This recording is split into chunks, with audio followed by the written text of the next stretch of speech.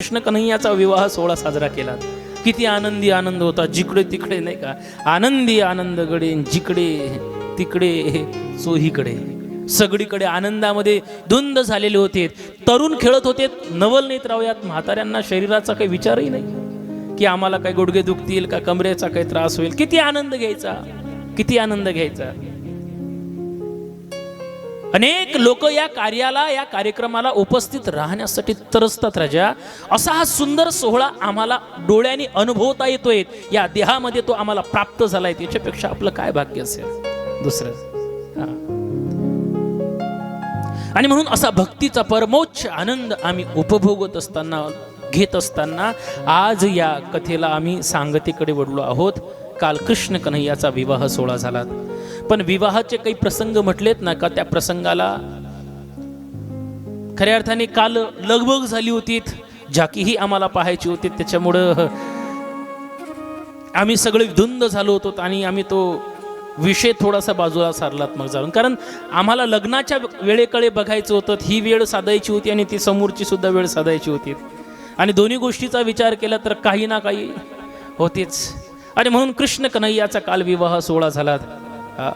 किती स्वरूप प्राप्त होतं. कालचे नववधू जे वरवधू होते, प्रत्यक्ष कृष्ण रुक्मिणी स्वरूपाला प्राप्त झाले होते.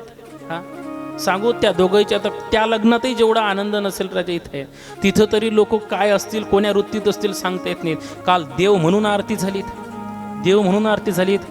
मला फक्त यातला एक छोटासा भाव सांगायचा आहे, छोटासा भाव. अरे आम्ही गंमत गंमत फक्त देवाचे कपडे घातले तर लोकांनी आमच्या आरत्या ओवाडल्यात, आमच्यासोबत फोटो काढलेत, आमच्यासोबत आमच्या पायाचं दर्शन घेतलं. मला एक सांगायचं आहे आईंनो, आम्ही फक्त देवाच्या कपड्याचं सोंग केलं, लोक आम्हाला देव मानतात, आमची पूजा करतात, आरती करतात. आम्ही जर खरंच अंतकरणामध्ये ती वृत्ती धारण केली तर होईल नाही आम्ही देव, होईल नाही आम्ही संत, तर नक्की होत ना. आम्हाला कधीतरी आणलं पाहिजेत. आणि सांगोत, बदल करायचा म्हणजे काही फक्त कपड्यात नाही तर तो आचरणात सुद्धा करायचा असतो.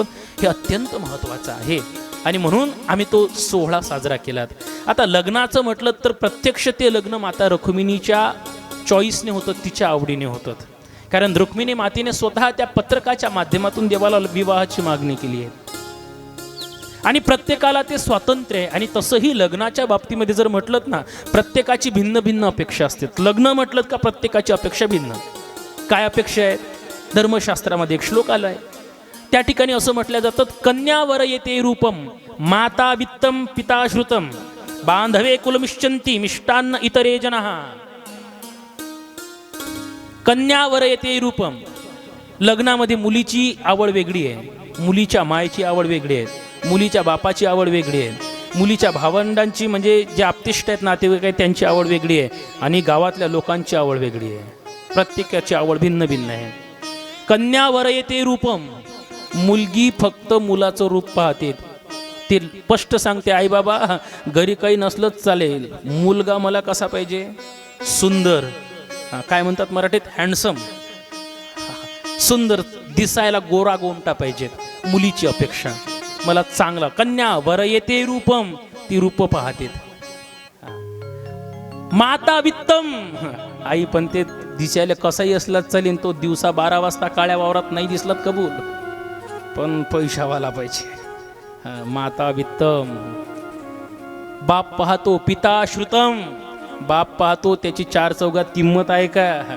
सोनाळ्याच्या बसस्टँडवर गेल्यानंतर पानपट्टीवर एखादी पुडी त्याच्या नावावर मिटते काय? काही काही इतके उपगेल असतात की लोकांच्या दुकानापुढे गेले की दुकानाचे सेटर खाली ओढतात. त्याला माहिती आहे आता हे पैसे काय करतात.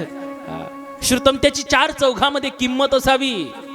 बांधवे कुलमिश्चंती, बांधव पाहतात, कुलवा नाही का, घराने बाज आहेत का? हे 5वं डिपार्टमेंट फार खतरनाक आहे. 5वा वर्ग आहे ना माणसाचा, तो फार वेगळा आहे. त्याला पोरगा कसा आहे त्याच्याशी घेणदेण नाही, त्याच्या घरी पैसा आहे काय घेणदेण नाही, तो कुलवा नाही काय घेणदेण नाही काय, त्याचं 4 चौघात नाव आहे काय काही घेणदेण नाही. त्याचं फक्त एकच म्हणणं आहे, तुम्ही लग्न कसंही करा, खायला काय सांगा, मिष्टान्न इतरे जना. आम्ही जेवायला आलो बा, भाजी कशी झाली हे सांगू, आम्हाला बाकी काही घेणदेण नाही. ते दुसऱ्या दिवशी घरी येणार, आम्हाला त्याच्याशी काही घेणं देणं नाही. पण रुक्मिणी मातेची मात्र निवड होती. आणि माता रुक्मिणीने ते निवड पूर्ण करण्याच्या उद्देशाने त्या ठिकाणी कृष्ण कन्हैयाला मागणी केली आणि कृष्ण कन्हैया तिला घेऊन निघालेत. पण सांगू, त्यापुढे जो प्रसंग झाला तो फार गोड आहे, फार गोड आहे. ज्या वेळेला कृष्ण कन्हैया घेऊन निघालेत त्यावेळेला रुक्मी म्हणजे रुक्मिणीचा भाऊ, त्याला माहिती पडलं कृष्ण कन्हैया त्या ठिकाणी कृष्ण कपटाने रुक्मिणीला घेऊन पळून गेलात. सर्व सैन्यानिशी शिशुपाळासहित सगळेचे सगळे कृष्ण कन्हैयाचा पाठलाग करायला लागलेत. रुक्मीनं शपथ घेतली, जर मी कृष्णाला त्या ठिकाणी चित करून आलो नाही तर पुन्हा या कौंडण्यपुराच्या भूमीमध्ये पाय सुद्धा टाकणार नाही, एवढी शपथ घेतली. आणि कृष्ण कन्हैयाच्या मागे लागलात. एवढा मागे लागलाय, रथ पुढे पडतोय, ते सैन्य मागे आहेत, रथ पुढे सैन्य मागे. आणि ते धावता धावता धावता धावता कृष्ण कन्हैयाला एका ठिकाणी अडवलं. कुठं अडवलं ही मी तुम्हाला नावबोट ठेवत नाही. एक तर हे आमची चूक आहे, कारण आम्ही तुम्हाला कधी सांगितलंच नाही. आम्ही म्हणजे जेवढे असू तेवढे, नाही तर जनमानसाच्या लक्षात तर सदैव राहायला पाहिजे होतं. आई, आपण अशा भूमीमध्ये राहतो आहोत वडिलांनो, अशा भूमीमध्ये राहतो आहोत आपण. आपल्या परिसराला, आपल्या या भूमीला 5000 वर्षा आधीचा सुद्धा मोठा इतिहास आहे, मोठा इतिहास आहे गुरुजी. कृष्ण कन्हैयाला रुक्मीनं अडवलं. कुठं? जिथं अडवलं त्या गावचं नाव अडगाव. त्या गावचं नाव अडगाव. अडगावला कृष्ण कन्हैयाला अडवल्या गेलं. फार मोठा इतिहास आहे. तुम्हाला सांगू, आता वृंदावनमध्ये गेलोत ना आम्ही, तिथं पाय परिस्थिती आहेत राजा. यहा कन्हैयाने मट्टी खाई थी, झालं मंदिर. यहा कन्हैया तो खेल रहे थे, हो गया मंदिर. यहा कन्हैयाने तो क्रीडा की थी, हो गया मंदिर. झोळा हलवला, झालं मंदिर. एका गोष्टीचं मंदिर आहे. आम्ही किती शोकांतिक आहे. अडगावला अडवलं आणि अडवल्यानंतर त्या ठिकाणी महाभयंकर अशा युद्धाला सुरुवात. अडगावचा आहे का कोणी लेख बाय? अडगावला अडवलं आणि मग अडगावला अडवल्यानंतर त्या ठिकाणी महाभयंकर युद्ध व्हायला लागलं. अनेक दैत्य, अनेक सैनिक त्या ठिकाणी, त्या सैनिकांचे शिरं सोलल्या गेलेत. आणि जिथं त्या सैनिकांचे शिरं तोडल्या गेलेत ना, सोलल्या गेलेत, त्या गावचं नाव शिरसोली पडलं. हे मी वर सांगत नाही आहे सर, याचा पुरावा आहे शिरसोलीला.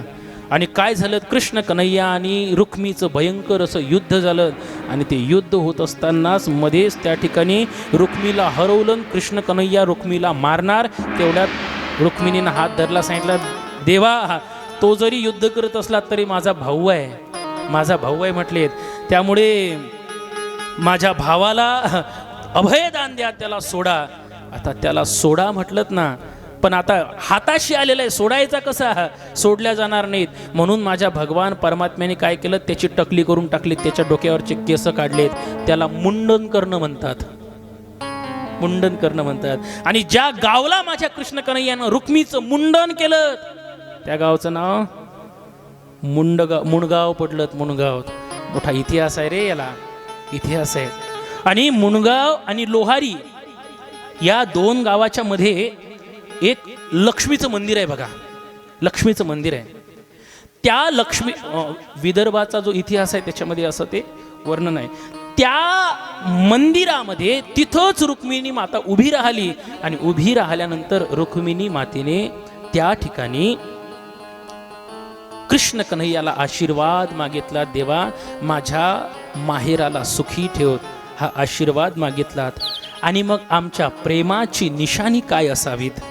आपल्या प्रेमाची निशाणी ठेवावं लागेल ना. एवढं मोठं भयंकर युद्ध झालं, एवढा मोठा गदारोळ झाला, आणि मग त्या प्रेमाची निशाणी द्यावी म्हणून म्हणा ना भागवत. अरे नाही ना, इको कमी कर, इको कमी कर.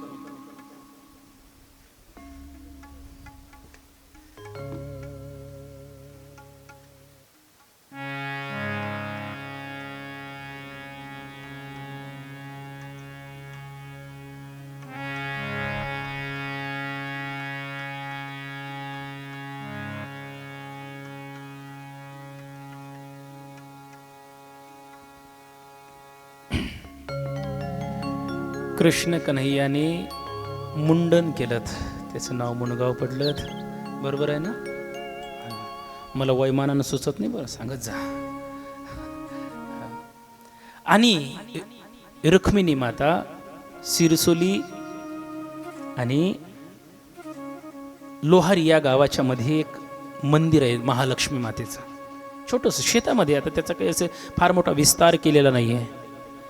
ते मंदिर, तिथं रुक्मिणी माता उभ्या राहिल्यात आणि तिथून आशीर्वाद मागितलेला आहे, देवा माझ्या माहेराला सुखाशी ठेव, माझ्या माहेरात समाधानी ठेव, समृद्धी दे, हा आशीर्वाद मागितलेला आहे. आजही आपल्या विदर्भाला रुक्मिणी आईसाहेबांचा आशीर्वाद आहे. देवाला सांगितलं आहे माझं माहेर सुखी राहिलं पाहिजे. तुम्ही म्हणसान महाराज सुखी राहिलं पाहिजे असं जर म्हणत असाल, कोणता आशीर्वाद लागला हो आपल्याला? काहीच तर नाही आपल्या जवळ, ना घरं धळायचे, ना गाड्या धळायचे, ना बाकी काहीच तर बरोबर नाहीत. मग आशीर्वाद लागला कसा? तर बघा, आशीर्वाद आपल्याला हा अशा पद्धतीने लागला आहे. मी कुठल्या परिसराची, कुठल्या भागाची, कुठल्या शहराची निंदा करणार नाही, पण बरेच लोक पुण्यासारख्या, मुंबईसारख्या शहरामध्ये जाऊन राहतात आणि जे लोक राहायला आहेत ना तिकडे, त्या लोकांना माहिती आहे काय परिस्थिती बिकट आहे. ते लोक सकाळपासून संध्याकाळपर्यंत फक्त कष्टच करत राहतात. घरी आल्यानंतर सुद्धा जमत नाही, जेवण केलं ना केलं का ओटी करायला निघून जातात, ओव्हर टाईम करायला निघून जातात. डोळ्यासमोर फक्त पैसाच आहेत, उपभोगता काहीच येत नाही. आणि आमच्याकडे कशी श्रीमंत आहोत आम्ही कसे समृद्ध आहोत.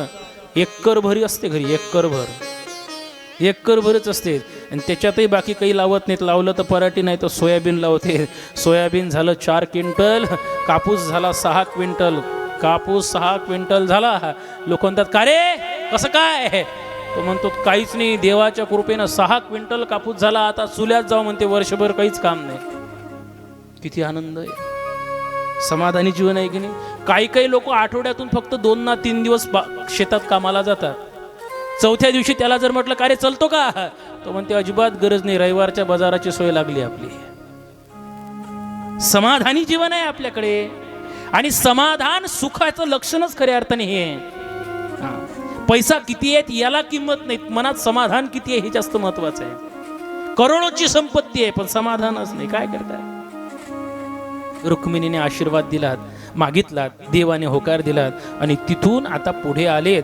पुढे येता येता देवाला विनंती केली, प्रभू एवढा मोठा प्रसंग या विदर्भ प्रांतामध्ये घडलात, मग मला असं वाटतं आपण एखादी प्रेमाची निशाणी या ठिकाणी सोडायची, प्रेमाची निशाणी सोडायची. आता प्रेमाची निशाणी काय? ते काय आपल्यासारखे पांचट होते काय? झाडावर हे काढू दे ना, हात हृदयावर ते काढू देत, हे होतं काय ते? नाही. माझ्या कृष्ण कन्हैयाला ज्या वेळेला विनंती केली रुक्मिणी आईसाहेबांनी की प्रभू आपल्या प्रेमाची निशाणी सोडायची आहे, त्यांनी त्या ठिकाणी त्यांच्या प्रेमाची निशाणी निर्माण केली. ते निशाणी शिवलिंग निर्माण केलं, त्याचं पूजन केलं आणि जे शिवलिंग निर्माण केलं ना, त्यांच्या प्रेमाची निशाणी आहे म्हणून त्या शिवलिंगाला एक नाव पडलं, द्वारकेश्वर. पाहलंय द्वारकेश्वर? पाहलत? अडगावला जाताना भास्कर महाराजांची ज्या ठिकाणी समाधी आहे त्या बाजूला जे भव्य दिव्य शिव मंदिर आहे ते शिव मंदिर द्वारकेश्वराचं आहे. द्वारकेश्वर म्हणजे द्वारकेचा ईश्वर, द्वारकेच्या ईश्वराचाही जो ईश्वर आहे, ज्याला प्रत्यक्ष कृष्ण कन्हैयाने निर्माण केलं, असं द्वारकेश्वराची भूमी आपल्या परिसरात आहे. कोणाला वाटत नाही ते? तिकडे रामेश्वरमला रामप्रभूने शिवलिंग निर्माण केलं, ते धाम झालं. पण इकडे आम्ही फक्त नजर टाकायला तयार नाहीत, तिथं विकास करायला आम्ही शासकीय लोक तयार नाहीत. काय सांगावं? किती मोठा इतिहास आहे आपल्या परिसरामध्ये, किती मोठा इतिहास आहे. आणि सांगू, द्वारकेश्वर जर बघितलं तर सरळ याच मार्गाने आहे की नाही, अगदी बरोबर सरळ असंच आहे.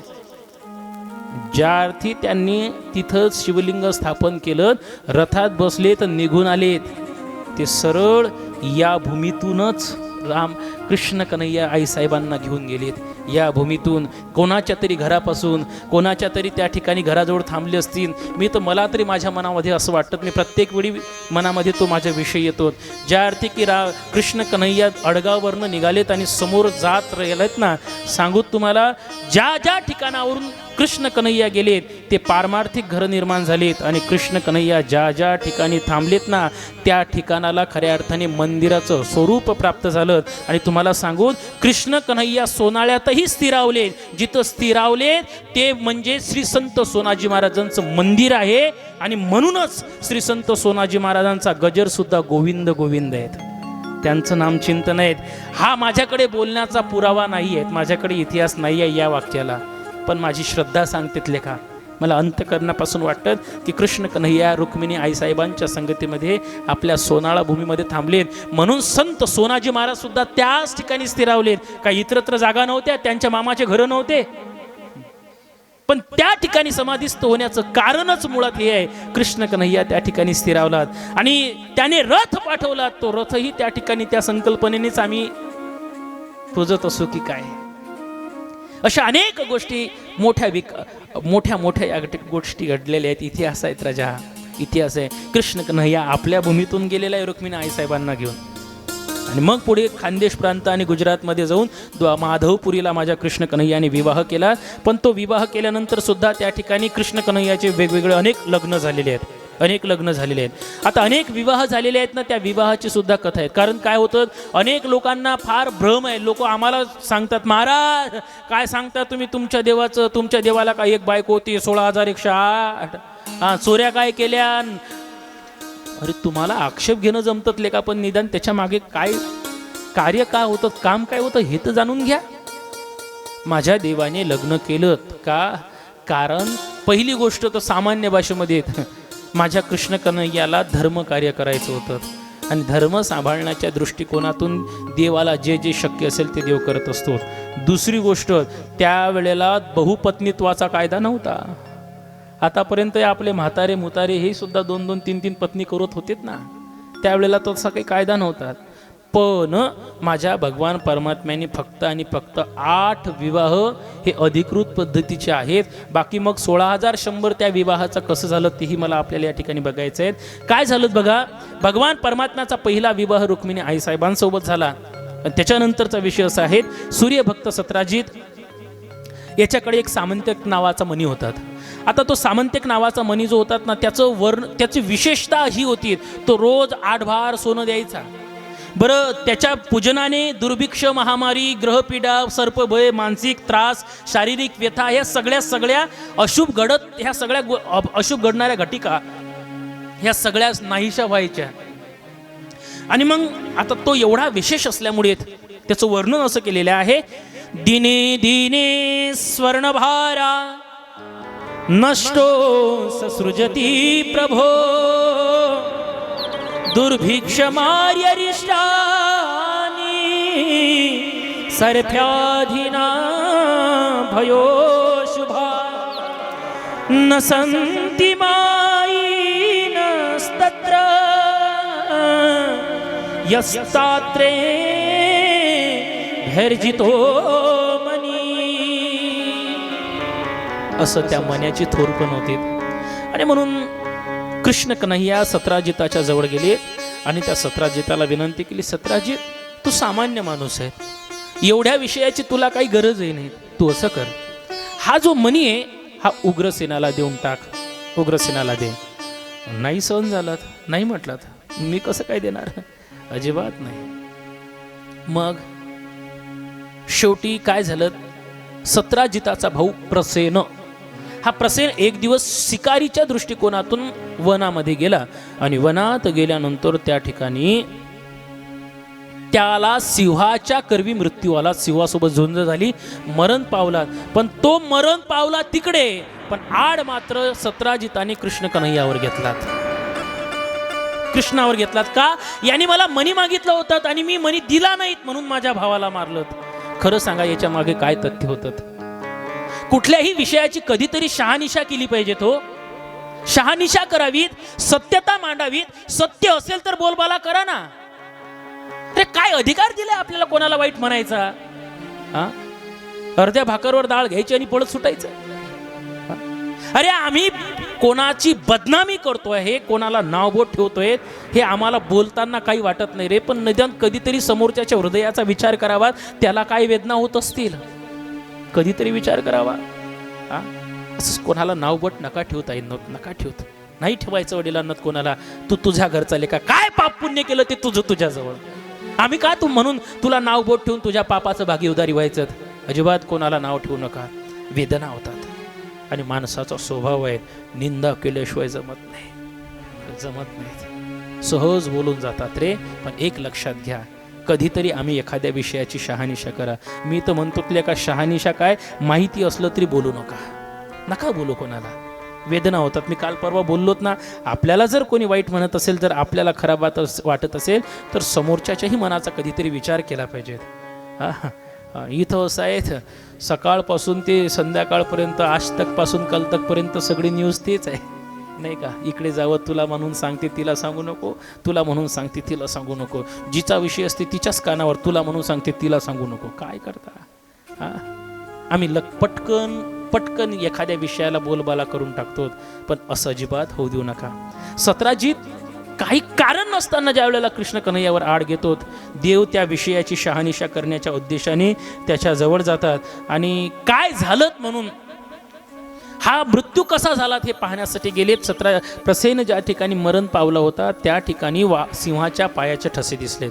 आणि ते ठसे दिसल्यामुळे भगवान परमात्मा त्या सिंहाच्या पायाने एका गुहेमध्ये शिरलेत. आणि त्या गुहेमध्ये शिरल्यानंतर त्या ठिकाणी काय झालं, एक मुलगी खेळत होती म्हणजे काही ताणबाळ नव्हतं, खेळत होती. आणि ती मुलगी ज्या वेळेला खेळत होती तिचं नाव आहे जामवंताची ती मुलगी होती. ते तिथं खेळत असताना काय झालं, तिने कृष्ण कन्हैयाला असं अनभिज्ञपणे पद्धतीने पाहिलं. आणि तिने पाहतर लगेच घाबरली. तिने आरडाओरड केला. आरडाओरड जसा केला तसा जामवंत परत आलात. आणि जामवंत परत आल्यानंतर पाहलं कोणीतरी शिरलंय म्हणून जामवंत लगेच कृष्ण कन्हैयासोबत त्या ठिकाणी युद्ध करायला लागलेत. पण जामवंतजीला चित केलं, खाली पाडलं. जामवंतजी जसे खाली पडलेत लगेच हात जोडलेत, लगेच सांगितलं, प्रभू मला हरवण्याची ताकद फक्त भगवंतात आहे. काय शक्तीवर विश्वास आहे. मला हरवण्याची ताकद फक्त भगवंतात आहे, तुम्ही कोण. त्यांनी ज्या वेळेला द्वारकाधीश कृष्ण सांगितलं, सगळा घडलेला प्रसंग लक्षात आला. का आलेत म्हणून सांगितलं, मन्याच्या शोधात असा जो वृत्तांत सांगितला. जामवंतजी म्हणत, प्रभू मी तुम्हाला मनी देतो पण एका अटीवर तुम्हाला माझ्या मुलीचा स्वीकार करावा लागेल, तर हा मणी भेटते, नाही तर नाही. देव म्हणत आता इलाज नाही बुवा. मग त्यांनी जामवंतीसोबत विवाह केला. तो मनीही घेतला आणि मनी घेऊन सत्राजिताच्या जवळ आल्याने सत्राजिताला सांगितलं, सत्राजिता हा मनी घेत, आता विनाकारून कोणावर आक्षेप घ्यायचा नाहीत म्हटलेत. मी काही केलं नसताना सुद्धा तू माझ्यावर आक्षेप घेतलात, माझला नावबोट ठेवलेत म्हटले, हा तुझा मनी घेत. सत्राजित खचित झालात. सत्राजित विनंती करायला लागला, प्रभू खरंच माझं चुकलं, मी पापी आहे प्रभू, मला देह जरी मी घालवलात तरी या पापापासून मुक्त होऊ शकत नाहीत. प्रभू माझी एक विनंती आहे, आता मला पछतावा झालाय, मला पश्चाताप होतोय प्रभू, आता माझी विनंती आहे, हा मनी तुम्ही घेऊन जा. फक्त मनी घेऊन जात असताना माझी एक छोटी अशी विनंती आहे, जसा तुम्ही मन्याचा स्वीकार करत आहात ना, तशी माझी जी सत्यभामा नावाची मुलगी आहे, तुम्ही तिचा सुद्धा स्वीकार करा असं सांगितलं. आणि मग माझ्या कृष्ण कन्हैयाने सत्यभामेचं सुद्धा त्या ठिकाणी पाणी ग्रहण केलं. ह्या 2 स्त्रियांसोबत विवाह झाला. तिसरी जी आहेत बघा, सूर्यकन्या कालिंदी, हिने भयंकर असं कठोर तपश्चर्या केली. आणि त्या तपश्चर्यामध्ये फक्त तिनं एकच देवाला मागितलं, मी विवाह करेल तर फक्त आणि फक्त कृष्ण कन्हैयासोबत, याखेरीज मी कोणालाच वर म्हणून निवडणार नाही. हे तप केल्यामुळे आशीर्वाद म्हणून कृष्ण कन्हैयाला तिच्यासोबत विवाह करावा लागला. त्यानंतर कृष्ण कन्हैयाचे जी आत्या आहे, जिचं नाव राजादी देवी, त्या राजादी देवीची मुलगी मित्रविंदा, हिला माझ्या कृष्ण कन्हैयाने त्यांच्या सामर्थ्याने स्वयंवरातून घेऊन आलेत, कारण त्यावेळेला स्वयंवर होत होतं. त्याच्यानंतर कोसल राज आहे, राजा नग्ना देशाचा राजा, त्या नग्ना देशाचा राजा जो आहे कोसल राज, त्याची कन्या सत्या, या सत्यसोबत सुद्धा माझ्या कृष्ण कन्हैयाने विवाह केला. केके देशामध्ये भगवान परमात्म्याची आत्या श्रुतकीर्ती राहत होती. त्या श्रुतकीर्तीची कन्या भद्रा या बद्रेसोबत माझ्या कृष्ण कन्हैयाने विवाह केला आणि मंद्रदेश ज्या ठिकाणी आहे त्या राजाची कन्या लक्ष्मणा, या लक्ष्मणाला सुद्धा माझ्या भगवान परमात्म्याने स्वयंवरातून घेऊन आलेत. आता हे 8 लग्न त्या ठिकाणी, म्हणजे ह्या 8 झाल्यात ना, आता झाल्या ना, बरोबर मोजल्या ना. ह्या 8 स्त्रिया माझ्या कृष्ण कन्हैयाच्या पत्नी म्हणून त्या ठिकाणी झाल्यात. पण काय झालं, पुढे 16,100 स्त्रियाचा जो विचार आहे तो विचार फार मस्त आहेत, गोड आहेत. आम्ही सहज राजा कृष्ण कन्हैयावर नाव ठेवतो, सहज ठेवतो. खरंच असं वाटते कधी कधी आपल्या देवाला बदनाम कोणीच केलं नाही आपल्याशिवाय. आपल्या भगवंताला बदनाम जर कोणी केलं असेल ना तर आपणच केलं. दुसऱ्या धर्माच्या लोकांना काही घेणं देणं नाही. त्या दुसऱ्या धर्माचे लोक आपल्यामध्ये कधी बोलत सुद्धा नाहीत. ते नाही नाव ठेवत, त्याची हिंमतच नाही नाव ठेवायची. बदनाम करणारे जर कोणी असेल तर आपणच आहोत. आपणाघात कर. कृष्ण कन्हैयाचं चरित्र किती गोड आहे, किती मधुर आहे. अरे कृष्ण कन्हैया त्यांच्या एका एका चरित्राचं आम्ही उच्चारण श्रवण करतो तर राजा आमचा उद्धार होते. किती थोरं आचरण आहे ते. आणि आम्हाला काय वाटतं, आम्ही कुठं नेऊन ठेवलो. आम्ही म्हणतो देवानं चोऱ्या केल्या. अरे काय चोऱ्या केल्यात काय माहिती आहे तुम्हाला. अरे देवाने गोपिका नाचवल्या, बऱ्याच ठिकाणी म्हणतात गोपिका नाचवल्या. काय माहिती काय तुम्हाला. खरं सांगू आपण खूप खराब करून आपणच बदनाम करून ठेवलं. हे जे आजकालचे आहेत ना, हे यांनी फार सत्यानाश केलात आपल्या भगवान परमात्म्याचा. कुठंतरी राधेचा फोटो घ्यायचा, कृष्णाचा फोटो घ्यायचा, त्याला पिक्चरचं गाणं लावायचं आणि आपल्या प्रेमाचं ते प्रतीक मानून घ्यायचं. अरे तुम्हाला वाटतं इतकं हलकट माझ्या राधा राणीचं आणि कृष्ण कन्हैयाचं प्रेम होतं का. अरे अख्ख्या भागवत ग्रंथामध्ये मी 7 ते 8 वेळा पारायण केलं, एकदा सुद्धा राधाराणीचं नाव आलं नाही. श्रीजी शब्द वापरलात, एकदा सुद्धा राधाराणीचं नाव आलं नाही. का. कारण भगवान व्यासांना राधा राणीचं नाव जरी घेतलं, राधा हा शब्द जरी वापरलात ना तरी 6-6 महिने समाधी लागायची. एवढा पवित्र नाव आहे राजा. काय नाही राधानामामध्ये राधे नामाचा उल्लेख करतायत. प्रेमानंदजी महाराज दोन्ही किडण्या नसताना सुद्धा आजही आम्ही दर्शन घेतोय त्या व्यक्तीच्या जीवनामध्ये तोच शब्द आहे फक्त राधा. आम्ही काय पागल आहे तुम्हाला राधा राधेचं चिंतन करायला राहतो. अरे भाव असतो त्याच्या मागे येत आईनोत, मोठं चिंतन आहे. काय बदनाम करून ठेवलं सांगूतले का. आपल्या वाणीने सुद्धा नाव घ्यावं नाही एवढे थोर त्या दोघांचे विचार आहेत. आम्ही फार खालच्या दर्जाला आणून ठेवलं आईनोत, फार खालच्या दर्जाला आणून ठेवलं. कृष्ण कन्हैयासारखी थोरवी नाही. आणि जे नावबोट ठेवतोत ना आम्ही, मला खरं सांगा, कृष्ण कन्हैया ज्या वेळेला गोकुळ सोडून मथुरेला आलेत ना, नंतर तर डबल गेलेच नाहीत ना, नंतर गेलेत नाही. ते गेले त्या पंढरपूरला जायच्या वेळेलाच गेले. ज्या वेळेला कृष्ण कन्हैया वृंदावन गोकुळातून निघालेत मथुरेला जायला, त्यावेळेला माझ्या कृष्ण कन्हैयाचं वय वर्ष होतं 11 वर्ष 22 दिवस. 11 वर्ष 22 दिवस. आणि 11 वर्ष 22 दिवस म्हणजे आता हा कोण्या वर्गात आहे रे तो. 7वी. हाही एका वर्षानं मोठा आहे. हाही एका वर्षाने मोठा आहे. याही पेक्षा कृष्ण कन्हैया लहान होते. मला खरं सांगा, कृष्ण कन्हैयाच्या चरित्राच्या संबंधामध्ये आम्ही आमच्याच देवाला जे लांछनं लावतोय, आम्ही आमच्या भगवान परमात्म्याला जे नावबोट ठेवतोय, कधीतरी विचार केला पाहिजेत आमचा देव किती थोर आहेत आणि आम्ही काय करतोय. कधीतरी हा विचार केला पाहिजेत ना. आम्ही आमचा देव आमच्यापेक्षा फार मोठा होतात गड्या, पण आम्हीच आमच्या भगवान परमात्म्याला खालच्या दर्जावर आणून ठेवलं, खालच्या दर्जावर आणलं. आणि म्हणून सहजासहजी कोणाला आक्षेप घेऊ नका. माझ्या भगवान परमात्म्याने विवाह केलेत, पण त्याच्या मागचे कारण आहे का. आता 16,100 स्त्रियांचं पाणी ग्रहण केलं, पण त्यामागचंही कारण आहे. थोडा आवाज वाढव बरं. काय झालं, भौमासूराला एक भौमासूर नावाचा जो दैत्य आहे त्याला वरुणाचं छत्र प्राप्त झालेलं होतं. अदितीची कुंडल प्राप्त झालेली होती. मणी पर्वतासारखे असे मोठमोठाल्या पर्वत रांगा त्याच्या ताब्यात होते, अजोड किल्ले त्याच्या ताब्यात होते. आता हे असे अजोड किल्ले ज्या वेळेला त्याच्या ताब्यात होतेत ना, काय झालं, त्या भौमासुराने त्या परिसरातल्या जेवढ्या काही 16,100 स्त्रिया आहेत, कन्या आहेत, त्या त्याच्या बंदिवासामध्ये कैदीत केल्या होत्या, कोंडून ठेवल्या होत्या. आणि ज्या वेळेला हा विषय सत्यभामेच्या कानावर गेलात, माता सत्यभामेने विचार केला, अरे 16,100 स्त्रिया बंदिस्त केलेल्या आहेत आणि आम्ही राजा असून सुद्धा आज त्या जर बंदिस्त असतील तर आमचा राजेपणाचा फायदा तरी काय. आणि म्हणून सत्यभामेने कृष्ण कन्हैयाला विनंती केली, प्रभू काहीही झालं तरी चालेल, त्या 16,100 स्त्रियांना मुक्त करायचं आहे. आता त्या 16,100 स्त्रियांना ज्या वेळेला मुक्त करायचं आहे असं म्हटलं ना, त्यावेळेला कृष्ण कन्हैयाने काय केलं, ते प्रागज्योतिष पूर जो आहे त्या पुरावर त्या ठिकाणी चढाई केलीत. त्या ठिकाणी बघितलं तर खंडक अशी तटबंद होती, अजोड असा किल्ला होता. पण त्याही ठिकाणी माझे कृष्ण कन्हैया गेलेत आणि त्या ठिकाणी गेल्यानंतर तिथला जो मूर नावाचा दैत्य आहे त्या दैत्याला मारलं. तिथं जे काही त्याचे 7 पुत्र होते त्यांचे नाव ताम्र, अंतरिक्ष, श्रवण, विश्वावसु, नभस्वान, अरुण या सगळ्यांचा नाश केला, सगळ्यांना मारून टाकलं.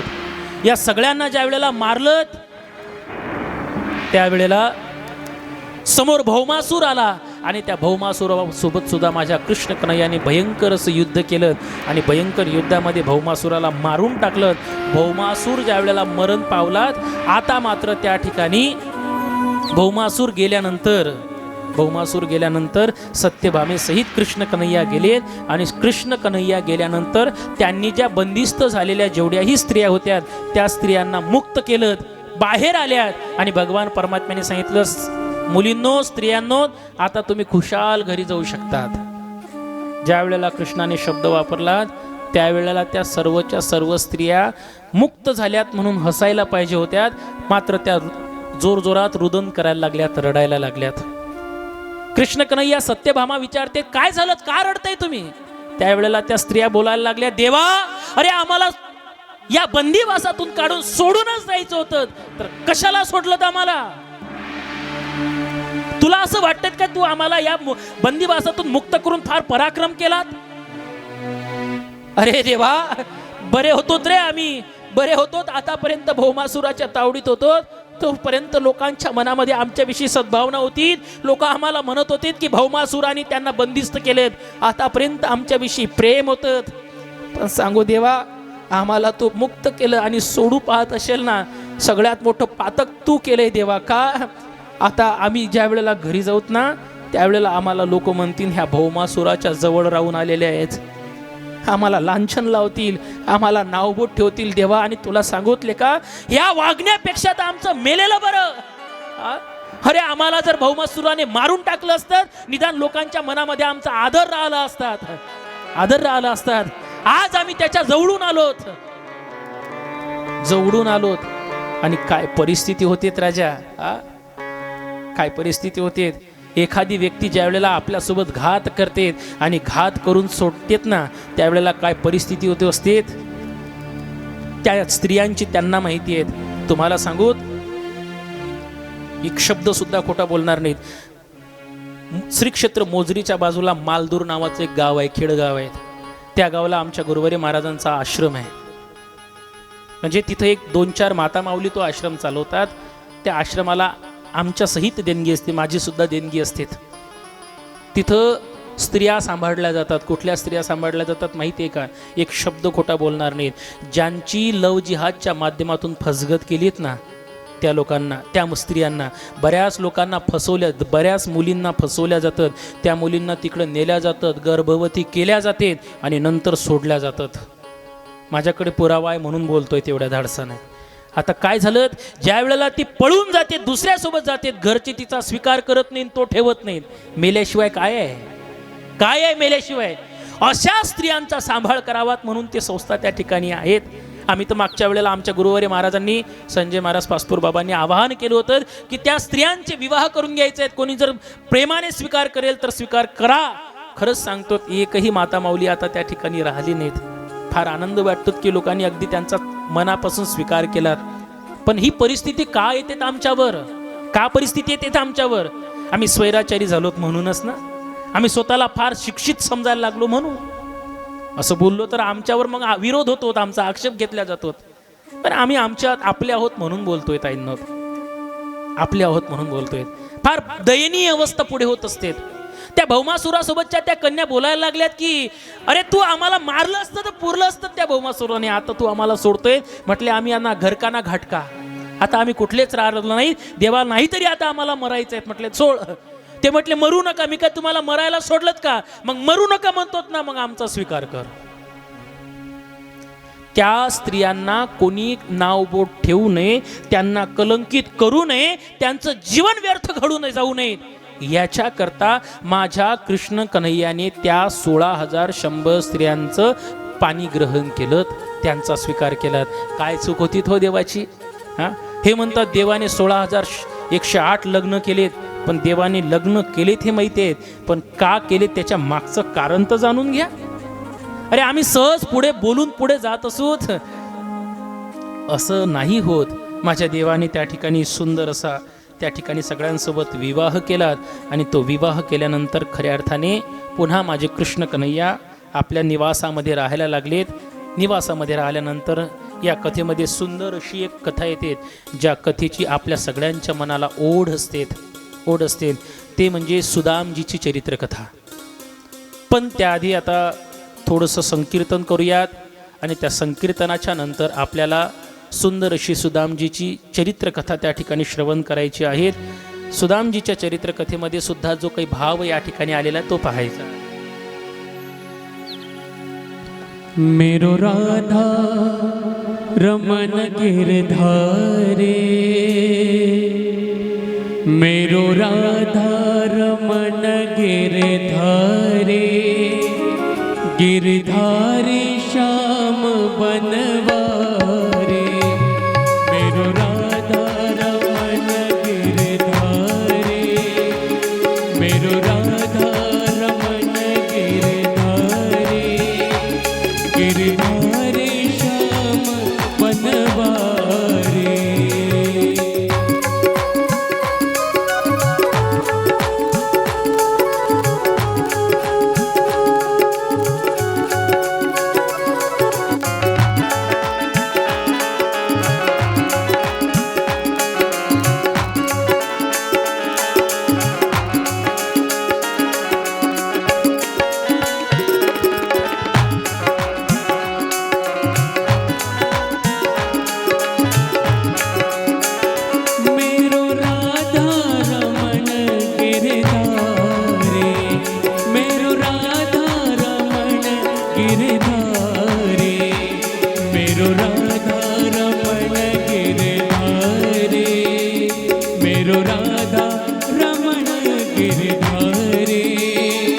गिरधारे श्याम बनवारी, गिरधारे श्याम बनवारी.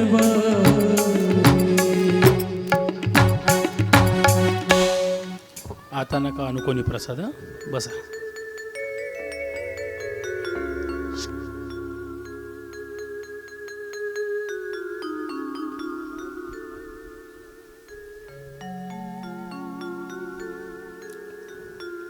बघा इकडे, आजच्या दिवस काव आहे माझा फक्त. आता बघा, सुदामजीची चरित्रकथा आलेली आहे. सुदामजीच्या जीवनाचा जर विचार केलात ना, खरं सांगतो गड्या, संपूर्ण भागवत कथेतील प्राण जर कुठली कथा असेल ना, तर श्रीमद भागवत कथेतला प्राण जर असेल तर सुदामजीची चरित्रकथा आहे. दयनीय अवस्था असताना सुद्धा परमार्थ कसा असावा हे जर कोणी शिकवत असेल तर सुदामजीची कथा आपल्याला शिकवते, सुदामजीची चरित्रकथा आपल्याला शिकवते. सुदामजीच्या जीवनामध्ये 18 विश्व दारिद्र्य आहे. 18 विश्व दारिद्र्य म्हणजे 18 अधिक 20 बरोबर 18 गुणेला 20, 360 दिवस त्या ठिकाणी आमच्या जीवनामध्ये, त्या ठिकाणी त्या सुदामजीच्या जीवनामध्ये संकट आहेत.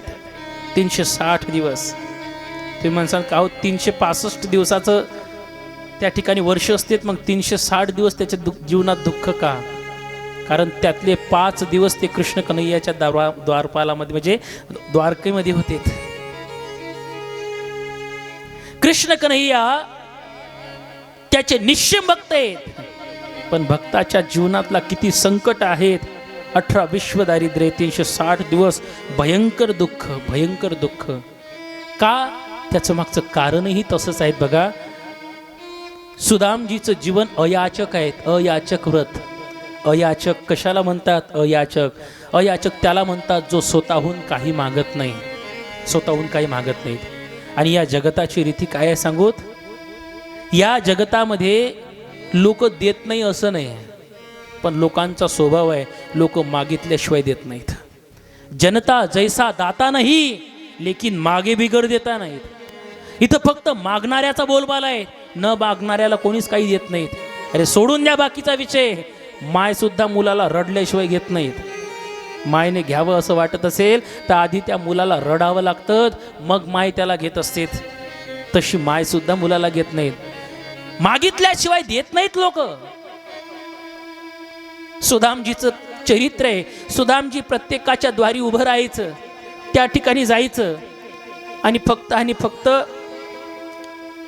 भवती भिक्षाम देई माई असं म्हणायचं नाही, काहीच नाही, फक्त उभं राहायचं.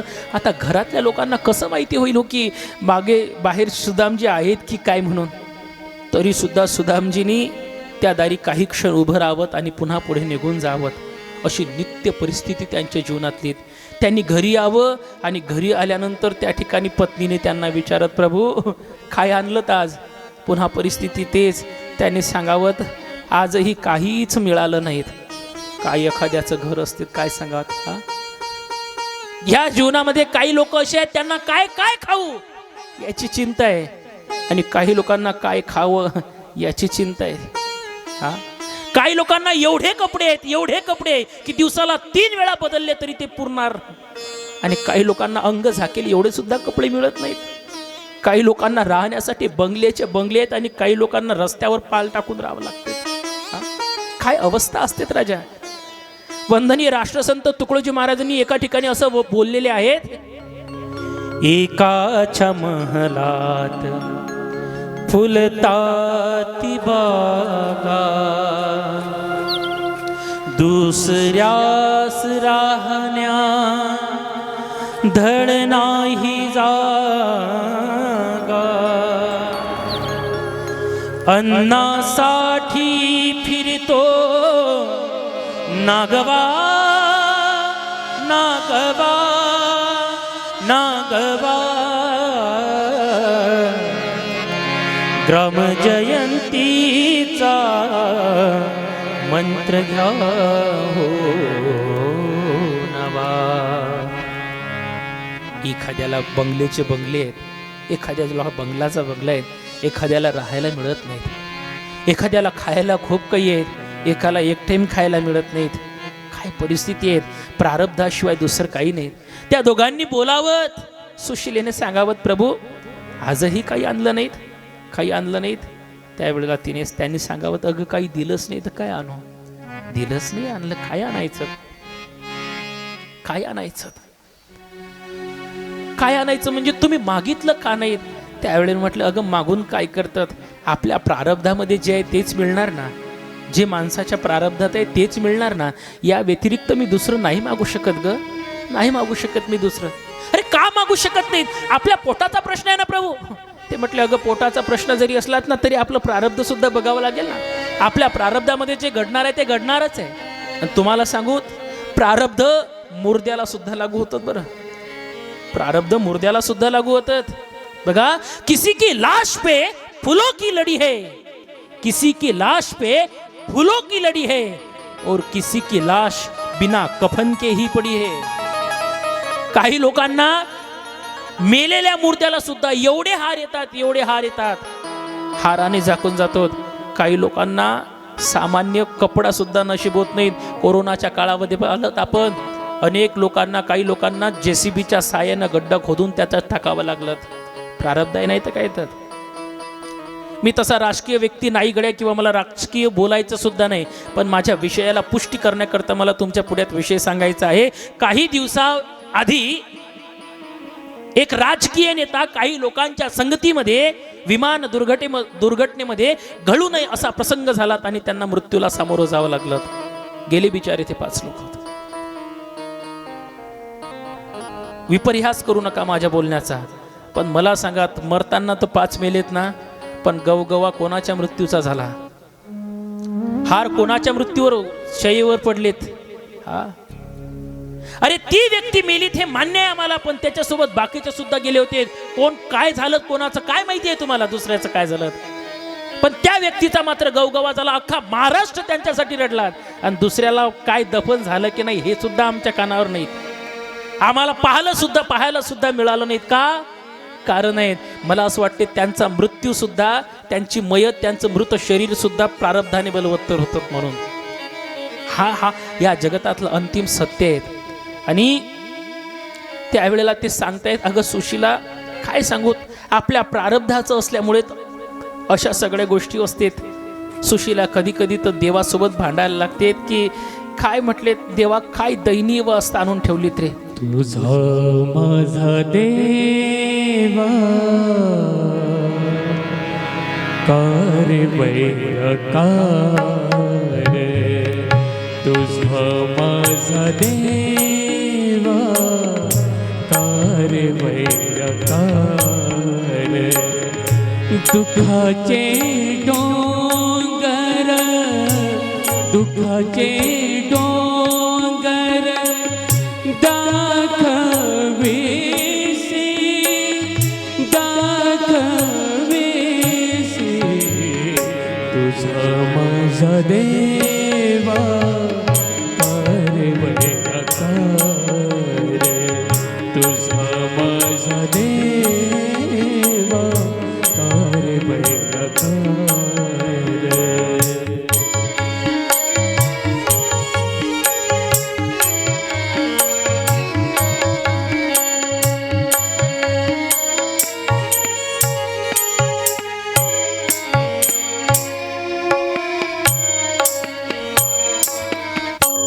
सुशीला भांडते देवासोबत.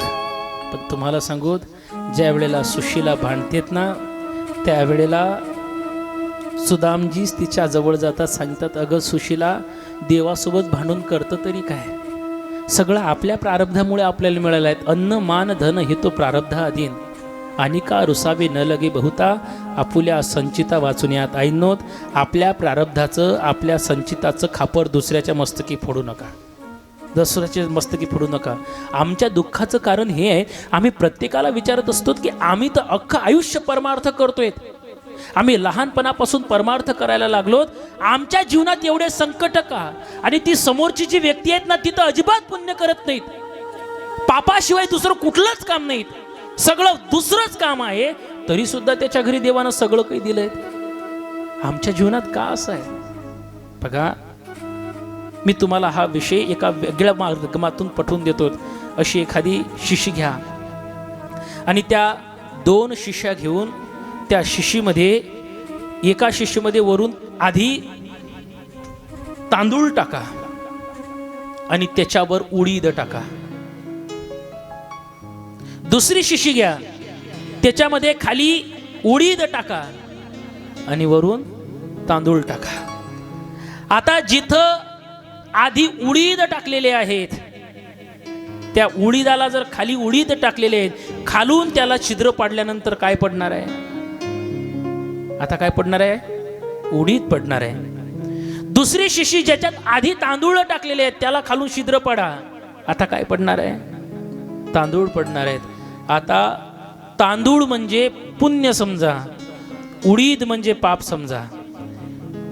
ज्यामध्ये आधी उडीद आहे, म्हणजे आधी उडीद भरलेले आहेत, या जन्मात वरून आम्ही तांदूळ रूपी पुण्य टाकतो आहोत. या जन्मात आम्ही खूप पुण्य करतो आहोत, खूप पुण्य करतो आहोत. तांदूळ टाकणं चालू आहेत आमचे, पण खालून जे छिद्र पडले आहेत ना, ते छिद्र पडलेलं असताना आमचे या जन्मात जरी तांदूळ टाकणं चालू असलं तरी आमचे आधीचे उडीद शिल्लक आहेत, आमच्या आधीची उडीद शिल्लक आहेत. आमचं आधीचं पाप बाकी आहे, आमचं आधीचं पाप बाकी आहेत. म्हणून आधी आम्ही एवढं आम्ही परमार्थ करत असताना सुद्धा, एवढा सगळं भक्ती करत असताना सुद्धा आमच्या जीवनामध्ये दुःख आहे. दुसरा, या जन्मात वरून नीरा उडीद टाकणं चालू आहेत, नीरा पाप करणं चालू आहेत, पण तरी सुद्धा त्याचं सगळं बरोबर काय, सगळं चांगलं काय माहिती आहे का? कारण त्याचे आधीचे तांदूळ बाकी आहेत, त्याचे आधीचे तांदूळ बाकी आहेत. पण सांगू, तुमचे निवड या वर्षामध्ये, या जन्मामध्ये तांदूळच टाकणं चालू आहेत ना, आणि त्याचे उडीदच टाकणं चालू आहेत, हे लक्षात घ्या. तांदूळ टाकणाऱ्यांनी तांदूळ टाकत राहावं, पुण्य करत राहावं. का? एक दिवस तुमचे उडीद नक्की संपतील.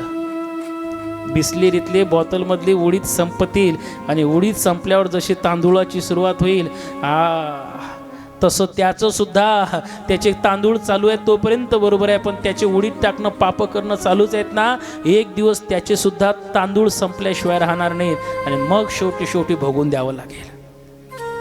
हे जीवनातली सत्य परिस्थिती आहे ताईंनो. दुसऱ्याच्या प्रारब्धावर आम्ही कधी जळायचं नाही. जे आहे ते माझ्या प्रारब्धानुसार मला प्राप्त होणारच आहे. कधीच कोणाच्या प्रारब्धावर जळायचं नाही, कधीच जळायचं नाही. त्याचं का चांगलं आहे माझं का वाईट, अजिबात जळू नका.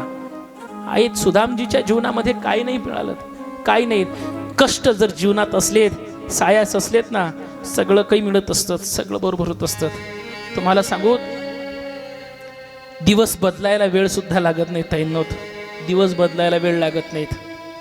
आज तुम्हाला खरं सांगू, काही आत्मचरित्र सांगायचं नाहीत, पण मला खरंच सांगतो तुम्हाला, आज आमचे कपडे दिसतात, आज आमचं राहणं दिसतं, आज आमचं खाणं दिसतं,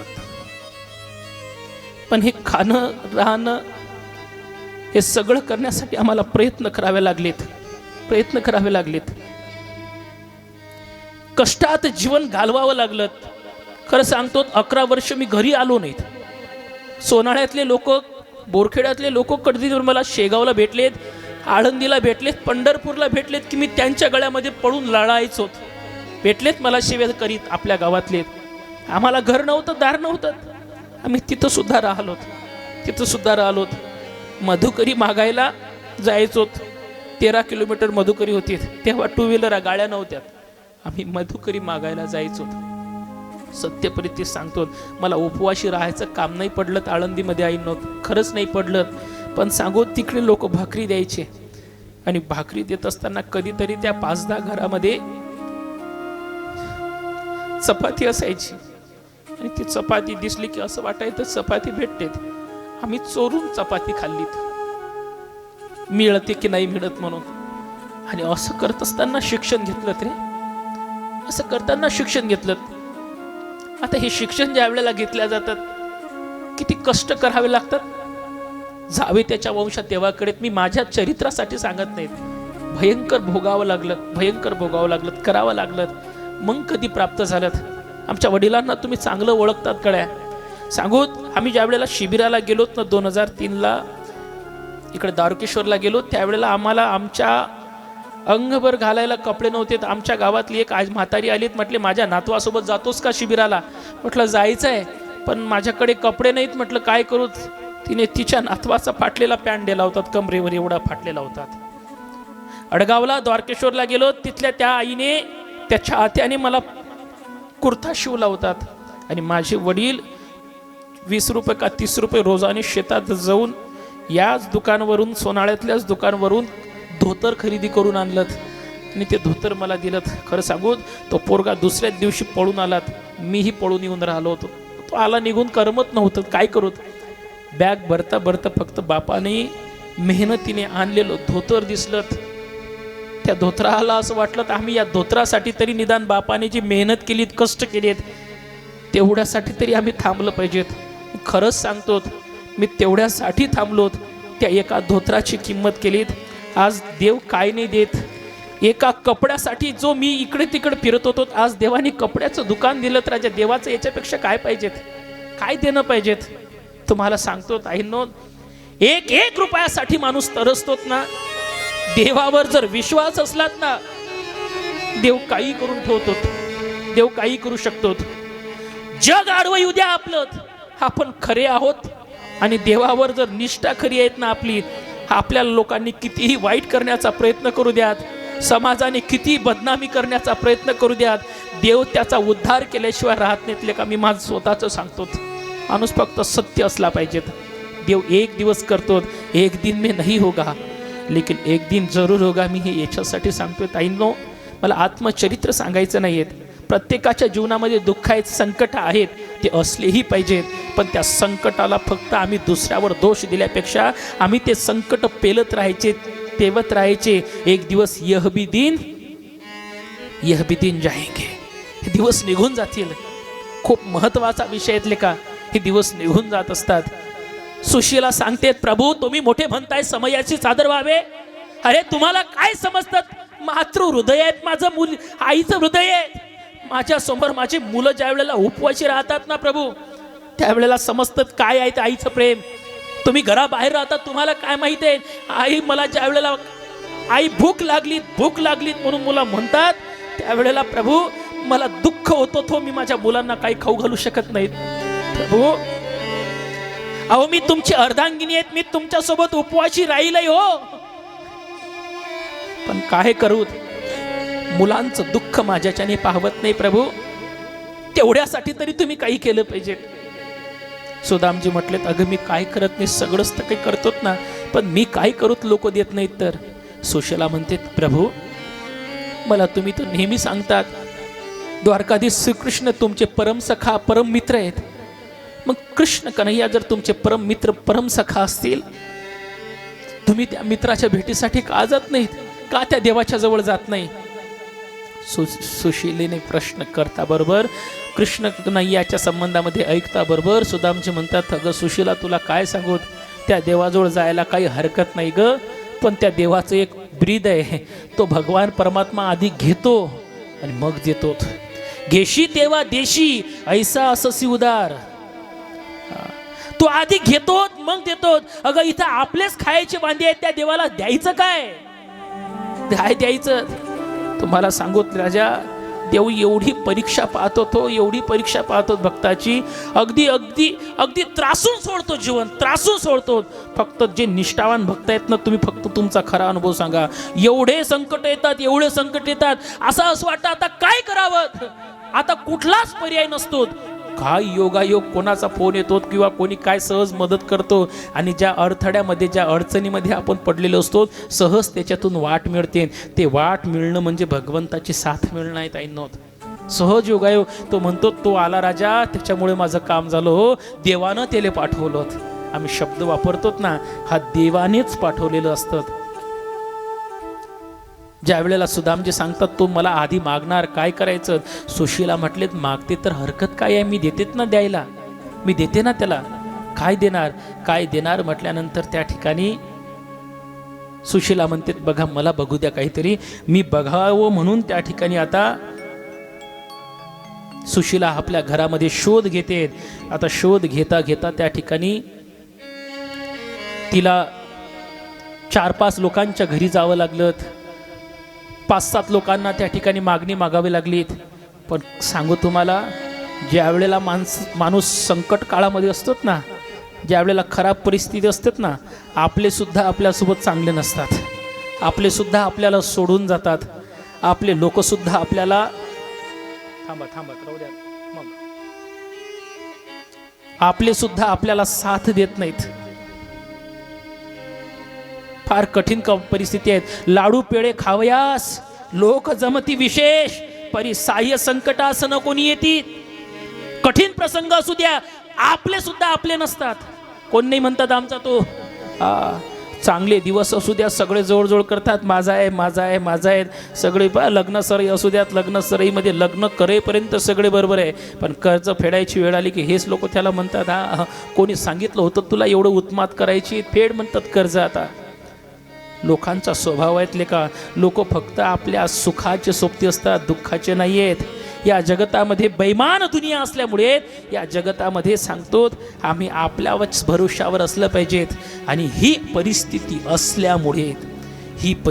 असल्यामुळे त्या ठिकाणी सुदामजीने एक विचार केलात, आता सुशीलेने एक विचार केलात, आता काय करावं, लोक तर आमचे नाही राहिलेत, आता आमचं राहिले नाही आहेत, आता कोणाकडे जायचं? आणि म्हणून सुशीलेने स्वतःच्याच घरात कुठंतरी बघितल्यानंतर सुशीलेच्या लक्षात आलं की त्या ठिकाणी काही पोहे त्या ठेवलेले आहेत. ते पोहे ज्या वेळेला सुशीलेने पाहिलेत, तिला आनंद झाला की देवाच्या कृपेनं थोडंसं का असेल ना माझ्या घरामध्ये मिळालेलं आहे. घरामध्ये असल्यामुळे आता सुशीला लगेच ते पोहे देवाच्या जवळ सुदामजीच्या जवळ घेऊन आलीत. आणि सुदामजीच्या जवळ घेऊन आल्यानंतर सुदामजीला सांगितलं, प्रभू हे घ्या, हे घेऊन देवाच्या जवळ जा. आता देवाच्या जवळ घेऊन जा म्हटल्यानंतर सुदामजीने लगेच त्या ठिकाणी ते बांधलं. आणि बांधल्यानंतर ते सुदामजी कृष्ण कन्हैयाच्या भेटीसाठी जायला लागलेत.